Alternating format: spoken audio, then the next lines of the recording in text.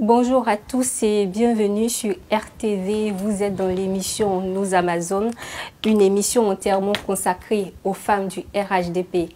Pour ce premier numéro, nous recevons une femme de la région du Moronou. Il s'agit de Madame Nguessan-Badou Arlette, premier magistrat de la ville d'Ara. Bonjour Madame le maire. Bonjour. Et bienvenue. Merci à vous aussi. Alors, cette émission sera structurée en 3 parties. Dans un premier temps, dites-nous, dans cette partie du magazine, notre invité nous parlera de son enfance, son cursus scolaire et universitaire. Dans la deuxième partie, nous parlerons de la femme d'action que vous êtes pour mettre les projecteurs sur l'essentiel des actions que vous avez menées à la tête de votre mairie. Et enfin, dans la troisième et dernière partie, nous parlerons essentiellement de votre engagement politique.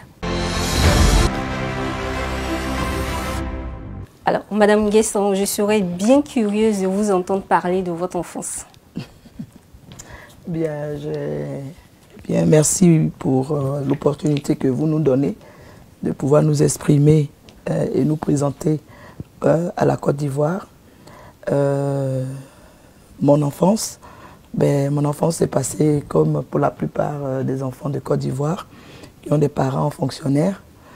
Je suis né en 1978, le 20 décembre 1978, et j'ai mené mes études à travers la Côte d'Ivoire, au niveau de Korogo, au niveau de Bandoukou, au niveau d'Abidjan, pour terminer.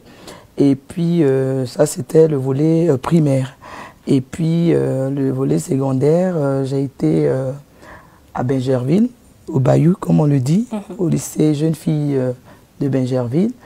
Et après mon bac, je me suis rendue en Belgique, à Bruxelles, pour des études supérieures en communication et négociation d'entreprise, où j'ai pu obtenir le Master 2. Et après cela, je suis rentrée en Côte d'Ivoire. Et depuis 2002, je suis à la RTCI, à l'autorité de régulation des télécoms TIC de Côte d'Ivoire. D'accord. Quel est votre meilleur souvenir d'enfance? Bon, mon meilleur souvenir, je pense bien, c'était les moments de récompense de papa. Chaque fois que nous obtenions de bonnes notes à l'école, nous avons droit à des cadeaux. Vous étiez combien d'enfants déjà? Papa, à ce jour, nous sommes 10. Sinon, à l'époque, nous étions 4. D'accord. Nous étions 4, à ce jour, nous sommes 10, comme lui-même, il aime bien le dire. Et donc, les meilleurs souvenirs pour moi, c'était à ce moment-là où nous nous sentions valorisés, nous nous sentions vous étiez primés en quelque sorte. Primés et nous nous sentions valorisés, voilà. Est-ce que vous avez gardé de bons contacts avec certains de vos amis d'enfance? Bien sûr, même ceux du primaire, je les rencontre souvent à des réunions. On a gardé de très bons contacts, surtout pour ceux du secondaire. Au secondaire, j'ai fait le collège CEG, c'est ça à l'époque, d'Ara.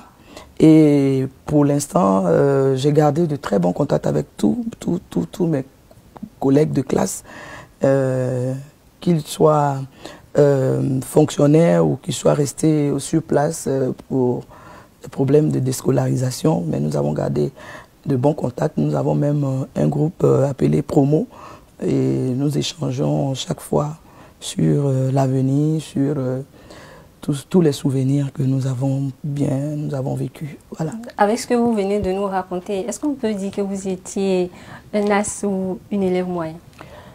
Bon, ça, j'aimerais bien laisser les autres le dire, mais je pense que je n'étais pas un as, mais j'étais quand même parmi les premiers.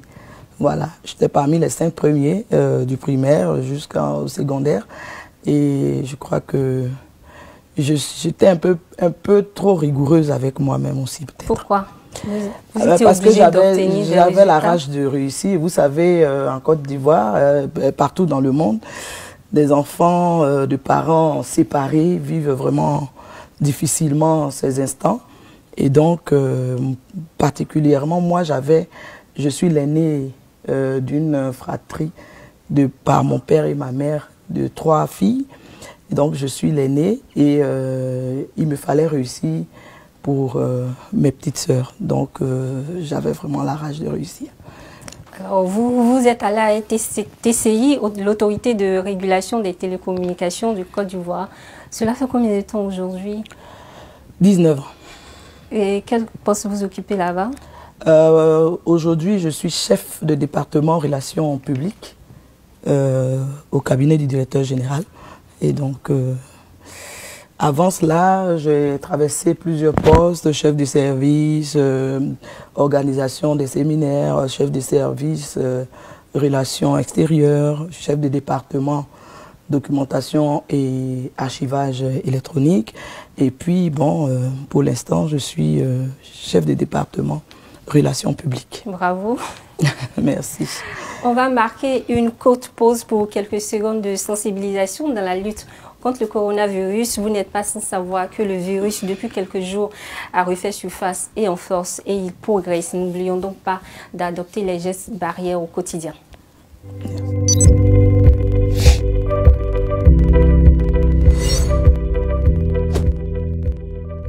Ok, à tous les noussis de la Camorra, recevez ici le coup de poing de Jésus. Au diable, vous commandez un mouvement, il ne comprend pas. Et coronavirus, ce n'est pas camarade de quelqu'un. Son boloba, ça descend. Son noussi, ça descend. Même son gommon, même son PR. Donc arrêtez de venir dire que non, l'eau chaude soigne ça. Bois l'eau chaude, ça va te brûler, non? Et le vrai son, il faut laver ta main toujours, un gel antibactérien. Mais ça là, mais ça t'empêche de respirer. Vaut mieux prévenir que guérir. Merci, ciao.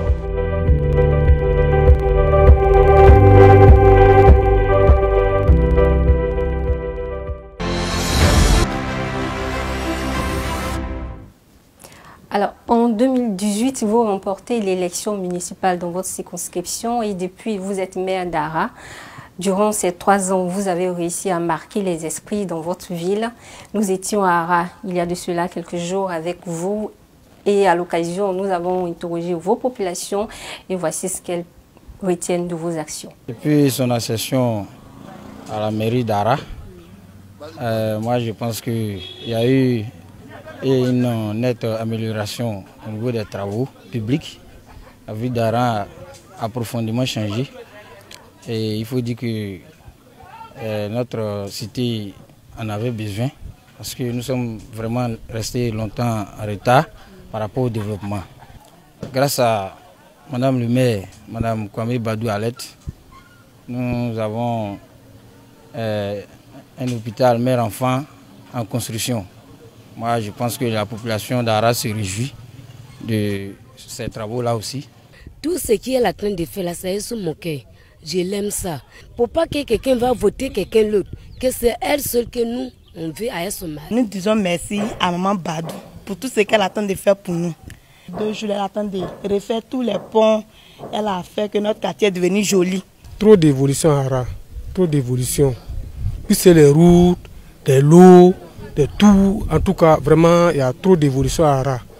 Grâce à à Madame le maire et le président, vraiment, le travail, c'est très bien. Maintenant, même, on arrive à rouler à Ara là même. C'est nous, j'étonne même. Vos populations reconnaissent que vous avez beaucoup d'ambition pour la ville d'Ara. La preuve, vous avez ouvert pas mal de chantiers dans votre ville.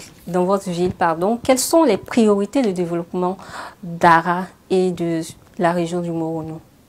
Bien, bon, nos priorités, c'est beaucoup plus en termes de santé publique, en termes d'éducation et formation, et en termes d'assainissement au niveau de l'environnement.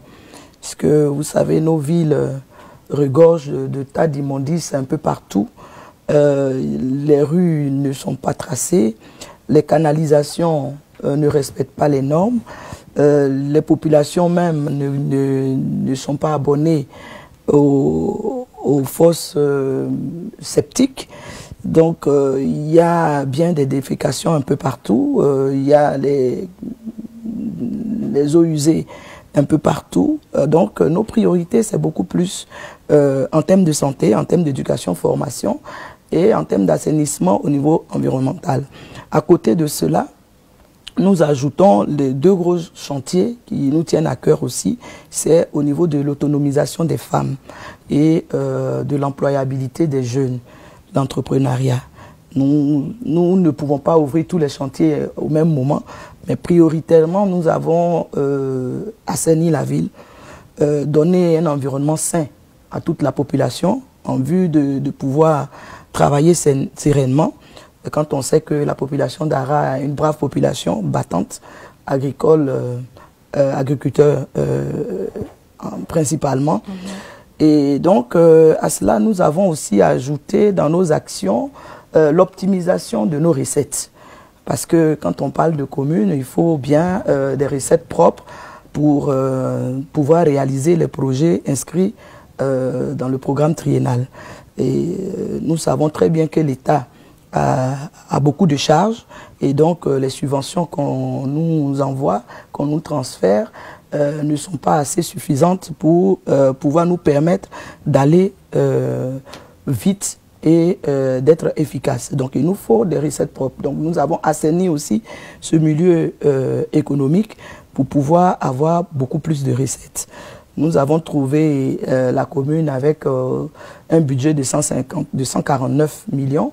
Aujourd'hui, nous avons atteint 300 millions avec ce système que nous avons mis en place, avec la sécurisation d'un certain nombre d'actes et de recettes qui ne rentraient pas dans les caisses. Et aujourd'hui, nous sommes en train de réaliser ce que nous avons mis au programme triennal par l'appui pour l'ouverture du bloc opératoire, déjà qui est opérationnel. Nous avons construit des magasins, 20 magasins, toujours dans l'optique d'avoir beaucoup plus de recettes. Nous avons... Des magasins pour commerçants? Oui, des magasins de commerce. Nous avons déjà fait les canalisations dans 2 gros quartiers qui étaient quand même assez délicats. Les populations vivaient le martyre en saison pluvieuse. Aujourd'hui, je crois que c'est de vieux souvenirs. Avec les canalisations, nous avons mis des caniveaux, nous avons même inscrit au programme triennal le plan d'assainissement de la ville pour pouvoir mieux adresser cette problématique. Nous avons la construction de la brigade de gendarmerie qui est en cours et le projet phare aujourd'hui, c'est la construction de l'hôpital mère-enfant, qui est une initiative du conseil municipal et que la présidence a bien voulu nous appuyer. À la faveur de la visite d'État du chef de l'État, Alassane Ouattara, dans la région du Morono, il a annoncé la réhabilitation de 1,2 km de voirie bitumée dans la ville d'Ara et le reprofilage de 98 km de route en terre. On le voit, Ara est en plein chantier. Quels sont les défis de développement? Je crois que les défis de développement, en termes, comme je l'ai dit tout à l'heure, en termes de perspective, nous avons à cœur de la construction d'un centre de formation, un centre de formation pour les métiers de l'agriculture. Ça, nous l'avons inscrit, mais en priorité, nous avions à cœur la construction de l'hôpital mère-enfant, mais en secondo, nous voudrions bien voir construire ce centre de formation pour les métiers de l'agriculture. Vous savez, nous sommes dans une zone foncièrement agricole. Je disais tout à l'heure que nous sommes la première boucle du cacao, pas l'ancienne, mais la première, parce que nous continuons d'être dans le starting block. Donc, il va falloir maintenant que nous formions nos jeunes à ces métiers-là, parce qu'ils y entrent, mais ils ne sont pas très outillés pour avoir de meilleures productions. Donc, il faut vraiment les aider à pouvoir profiter de leur plantation. Donc, ça, c'est un projet qui nous tient à cœur. Au niveau des femmes, nous sommes en train de les organiser en coopérative, en grande association, pour pouvoir bénéficier d'unités de transformation des produits vivriers sur place. Ara, le département d'Ara produit énormément de vivriers et si nous pouvons les transformer sur place pour les vendre plus tard, je pense que ce serait vraiment rentable pour nos mamans qui se battent chaque jour pour nourrir toute la Côte d'Ivoire. C'est une zone aussi où on cultive le manioc. Est-ce que cette culture est assez bien valorisée? Ben, je pense que c'est ce que je viens de dire. Nous produisons énormément de manioc, de bananes, d'aubergines, de piments, de tout ce qui est vivre, de tout ce qui est alimentaire dans la région, dans le Moronou et spécialement dans le département d'Ara et dans la commune d'Ara. Et seulement, il nous faut avoir des unités de transformation de ces matières-là pour pouvoir faire profiter nos agricultrices et nos mamans. Parlant d'unité de transformation, on a entendu parler de l'usine de transformation du manioc qui est en construction. Bien, je pense que ça aussi, il faut lever l'amalgame.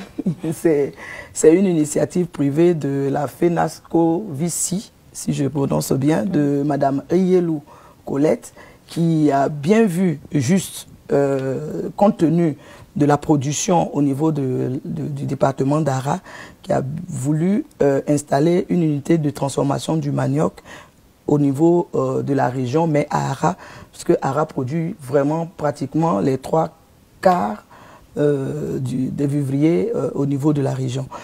Et bon, donc nous l'attendons impatiemment.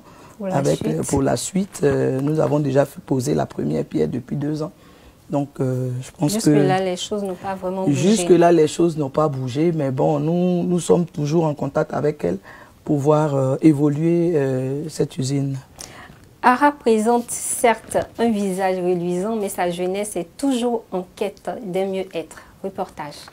Tous les matins depuis 4 ans, c'est la même routine pour Eumon Fidèle. Après son baccalauréat, faute de moyens, ce jeune homme a dû arrêter ses études. Pour s'en sortir, il est gérant d'une cabine téléphonique. On peut dire qu'il n'y a pas d'emploi, surtout d'emploi jeune.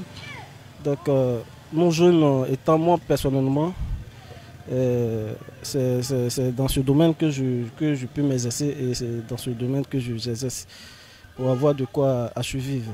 L'insertion professionnelle des jeunes à Ara reste le grand défi à relever. À défaut d'entreprendre, nombreux sont ceux qui convergent vers cet entrepôt de produits alimentaires. Des entrepôts comme celui-ci, il y en a une dizaine à Ara. Le chômage des jeunes à Ara reste la préoccupation majeure des parents, comme cette dame, dont le fils bachelier est encore à sa charge. Il a fait l'université, il a fait 2e année pour les moyens financiers. Il n'a pas pu continuer, donc il a abandonné l'école, il est ici actuellement avec moi. Il est parti au champ. Je veux que le gouvernement nous aide pour que nos enfants aussi travaillent pour s'occuper de nous. Nous les parents, on a des problèmes, on ne gagne rien à manger, on n'a pas l'argent, actuellement cacao si on ne paye pas. Si tu as un enfant qui travaille, là au moins il peut te donner 1 000 francs, là tu vas te nourrir avec ça. Beda Aka Venance a bénéficié de l'un des projets initiés par le gouvernement en faveur des jeunes. Il s'agit du projet Timo. Entendez par là les travaux à haute intensité de main-d'œuvre. Après son stage, il a obtenu un financement. Aujourd'hui, Venance a son atelier de menuiserie. Il est à son propre compte. Dans le projet Timo, on ramassait les ordures. On nettoyait dans le quartier, sur le vide qui mène à Abidjan, sur la grande voie, la voie principale. Je recevais 36 000 francs par mois. Et après les 6 mois, le projet Timo m'a remis une somme de 156 000. Et les 156 000 francs, j'ai investi ça dans la menuiserie. Et actuellement, je suis menuisier. Dans le mois, si je n'ai rien, il a 356 000. Actuellement, le pays est dur, sinon on allait aller de l'avant. Cet exemple de réussite devrait motiver d'autres jeunes d'Ara à s'intéresser de plus près aux différentes offres d'emploi qu'offre le gouvernement. Alors, Madame le maire, quel est l'état des lieux? Vous venez de le constater, l'état des lieux, je pense que c'est l'état des lieux général au niveau national. Le problème de l'employabilité des jeunes et de l'insertion de ces jeunes-là dans le tissu social est un problème crucial.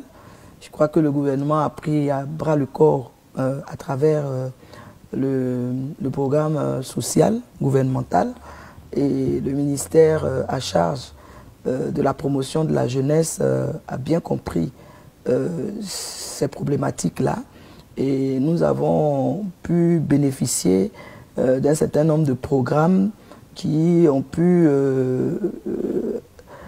faire insérer quelques jeunes, mais il reste encore beaucoup à faire. Il y a aussi qu'il faut organiser les jeunes et il faut pouvoir les former à l'esprit d'entrepreneuriat. Parce qu'aujourd'hui, vous avez suivi tout à l'heure, j'ai eu l'impression que tout le monde veut travailler à la fonction publique.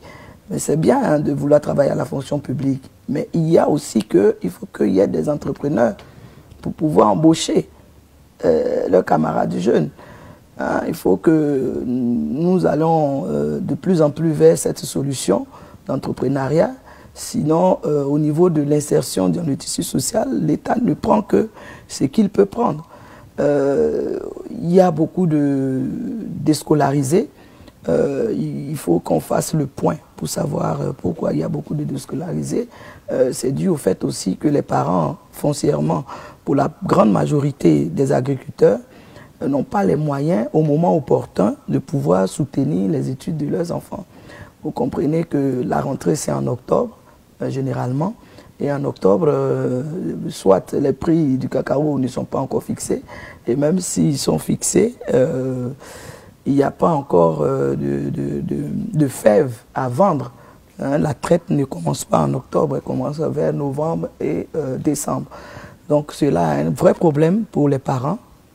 Et nous au niveau de la mairie d'Ara, nous avons institué des prises en charge pour les parents qui sont vraiment en difficulté pour permettre à ces enfants-là de pouvoir finir au moins le niveau secondaire, c'est-à-dire le bac ou le BPC, et pouvoir s'orienter dans les centres de formation ou dans les écoles professionnelles. Je pense que à ce niveau-là, nous avons beaucoup à faire, mais nous avons déjà bien commencé et nous allons intensifier les actions à ce niveau-là. Pendant ce reportage, on s'est également rendu compte qu'il y avait un guichet emploi au sein de votre mairie, mais il y a combien de désintérêt des jeunes? Non, il n'y a pas de désintérêt. Le guichet, moi je fais le point avec la responsable sur place. Il y a du monde, seulement il faut s'inscrire en ligne. Et tout est centralisé au niveau d'Abidjan. Donc nous attendons au niveau d'Abidjan qu'on nous dise exactement comment gérer tout ce flux de jeunes qui soient venus s'inscrire sur cette plateforme au niveau d'Ara. Principalement, les projets générateurs de revenus sont les plus prisés. Nous avons, au niveau du projet stage-emploi, nous avons eu des tonnes de demandes et nous restons encore, je veux dire, à l'écoute du gouvernement parce que vous savez que la région n'a pas d'infrastructure pour accueillir tous ces stagiaires. Il va falloir les envoyer ailleurs. Or, les envoyer ailleurs revient à une autre prise en charge, parce que c'est là, voilà, une autre prise en charge. De l'hébergement, du séjour même, de là où on va faire le stage, parce que ce que le gouvernement a prévu ne prévoit pas toutes ces charges-là. Donc il va falloir les insérer au niveau local. Mais au niveau local, nous n'avons pas grande manœuvre, donc ce qui fait que ce volet-là aussi n'avance pas au niveau des stages. Sinon, pour ce qui concerne le projet AJ1, AJ2, AJ3 même, je crois qu'il y a eu un véritable engouement à ce niveau-là. On va encore marquer une courte pause, on se retrouve juste après ce jingle. Et je peux prendre le cas de Arlette, de Ara. Dans tout le département de Morono, les gens n'ont pas voté, mais chez Arlette, les gens ont pu voter parce qu'elle s'est engagée. Non, donc, je vais vous dire, vous les femmes, vous êtes merveilleuses. Voilà. Le président de la République, Alassane Ouattara, que nous venons d'écouter, a fait cette déclaration lors du tout premier conseil politique du RHDP après sa victoire à l'élection présidentielle. Lors de l'élection présidentielle de 2020, la région du Morono a été l'objet de beaucoup de violences et pendant la présidentielle, le vote s'est déroulé dans le calme à Ara. Contrairement aux autres villes de la région, le président l'a reconnu et vous a même félicité. Est-ce que cela vous fait plaisir? Bien entendu, c'est même, je dirais, un honneur, un insigne honneur que le président de la République nous a fait. Et nous profitons de votre lucarne pour lui dire grand merci et lui rendre les hommages dus à son rang. J'étais dans la salle et je ne me suis pas empêché d'écraser une larme parce que nous revenions de loin. Ouais. À travers ces élections, nous avons compris beaucoup de choses. D'abord, nous avons compris que nos parents au niveau de la commune d'Ara nous ont vraiment adoptés et nous soutiennent dans nos actions. Dans nos actions parce que nous aussi, nous avons pris l'engagement de faire du développement intégral de notre commune, notre cheval de bataille. Comment vous vous êtes prise pour maintenir le calme dans votre vie?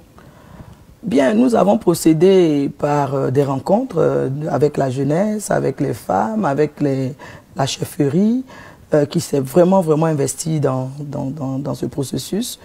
Et nous avons rencontré aussi nos parents de l'opposition pour leur faire comprendre qu'il y a plusieurs manières de dire non. On n'est pas obligé de tout casser, on n'est pas obligé de se blesser, on n'est pas obligé de se frapper et puis par après revenir. Donc je crois que nous avons pu maintenir la paix grâce à l'esprit de paix et de conciliation de toute la population qui a bien compris que l'essentiel résidait dans le maintien de la paix parce qu'avec la paix, on pouvait aller loin et plus vite. On le voit, vous êtes une femme très engagée en politique. On le sait, votre maire a été le premier maire d'Ara. Est-ce qu'il est pour quelque chose dans votre engagement politique? Je crois que il est l'élément déclencheur, hein, le premier élément déclencheur. Mais j'ai beaucoup aimé l'engagement de Arlette Laguié en France.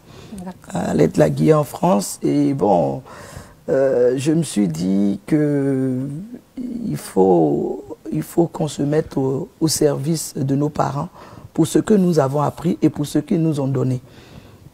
Ils nous ont donné tout l'amour, ils nous ont éduqués, ils nous ont montré le chemin de la réussite.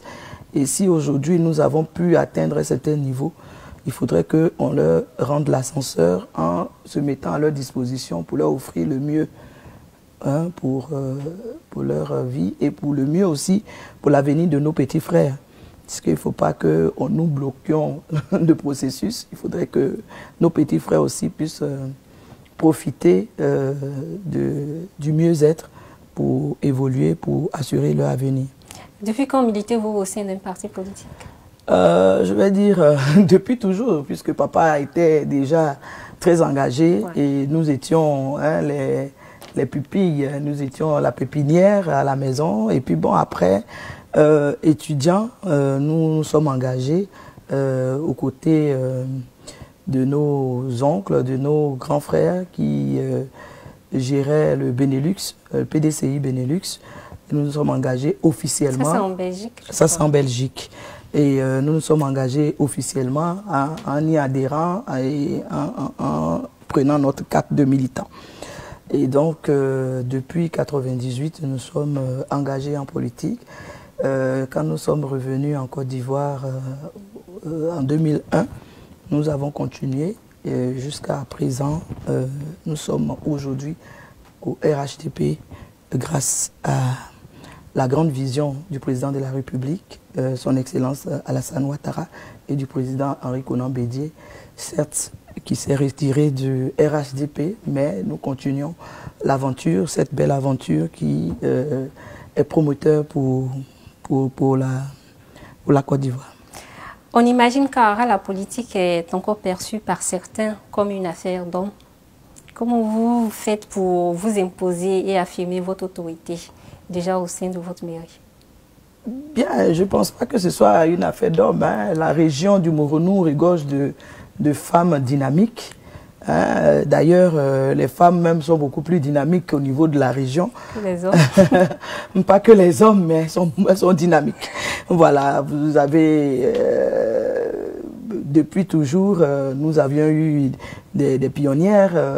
Je parlais de de notre tantille Aouya, nous avons notre tantille Henriette Bomo, qui était aussi première dame députée au niveau de la circonscription d'Ara. Nous avions Madame Aka Véronique, du côté de Mbato Anoumamba. Nous avons Amatewa du côté de Bongwanou, qui sont des femmes dynamiques. Et nous, aujourd'hui, nous venons aussi avec ce dynamisme-là pour propulser les choses, pour faire avancer les choses. Voilà. Quelle est la place de l'opposition dans votre conseil municipal? Au niveau du conseil, la place du conseil de l'opposition, je crois que nous sommes partis d'abord avec une candidature parrainée par le PDCI. Mais aujourd'hui, je pense que la majorité des conseillers est venue me voir pour que nous restions dans la version RHDP, comme je l'ai dit tout à l'heure, et que c'est en restant dans le RHDP que nous pourrions assurer et maintenir la paix dans notre commune et surtout réaliser nos projets que nous avons inscrits. Donc aujourd'hui, je ne peux pas parler d'opposition, mais je veux parler d'une équipe municipale soudée, même quand on n'est pas d'accord pour l'obédience, mais on y travaille. On y travaille, donc nous entendions bien. Nous travaillons, nous n'avons pas vraiment de problème d'opposition RHDP au sein de notre conseil municipal. Aujourd'hui, vous êtes maire d'Ara. Est-ce avantageux d'avoir un père qui a été un maire? Est-ce que souvent il vous donne quelques conseils? Oui, c'est le premier conseiller. Et je crois qu'on vient même au niveau du conseil de l'élever au rang de maire honoraire pour avoir été à la tête de la commune pendant 15 ans et qui a été le premier à booster, à tracer même les sillons d'une ville moderne au niveau de la commune. Donc il est le premier conseiller et quand ça ne va pas, je retourne toujours vers lui pour lui demander conseil, lui demander la genèse de certaines actions pour qu'on puisse se retrouver et regarder vers l'avenir. Alors c'est bientôt les législatives. Pensez-vous que le RHDP va respecter le quota imposé par la loi quant à la représentativité des femmes dans les assemblées élues? Bon, ça c'est une autre paire de choses. Je pense qu'on va tendre vers, mais ce ne serait pas effectif pour ces élections-là. Je pense qu'on a été un peu prise de court. Nous sommes au laboratoire pour essayer de respecter et surtout d'encourager certaines femmes. Parce qu'au niveau des femmes, comme vous l'avez dit tout à l'heure, on a l'impression que la politique est réservée uniquement aux hommes. Mais non, c'est nous qui sommes à la maison, le coussin, le coussin qui donne les conseils dans la chambre, c'est bien les femmes. Donc pourquoi ne pas s'afficher officiellement en étant leader, en étant engagé? Et donc nous sommes à pied d'œuvre et à travers nous, je crois que ça commence à aller parce que je reçois beaucoup de coups de fil d'étudiantes de la région, d'étudiantes du département et de la commune qui veulent faire comme moi. Donc je leur donne les conseils, ce qu'il faut suivre. Il faut d'abord être persévérant, il faut être bien dans la tête et surtout ne pas céder au découragement. Parce que les femmes ont tendance à abandonner à la première difficulté ou au premier obstacle. Voilà. Vous êtes une femme politique, vous avez une vie politique, une vie professionnelle, mère de famille. Comment arrivez-vous à concilier tout ça pour être efficace au quotidien? Mais ça, je pense qu'il va falloir compter aussi sur la famille. Et comme j'ai une famille qui est très compréhensive et qui aime bien ce que je fais, je crois que cette famille aussi s'est mise à ma disposition pour gérer tout ce que je ne peux pas gérer pendant mes temps d'engagement politique. Au niveau des enfants, j'en ai 3. Et Le plus jeune à quel âge? Le plus jeune à 9 ans. 9 ans, et je pense que ça se passe bien pour l'instant. Nous arrivons à allier la vie familiale, la vie politique et puis la vie professionnelle.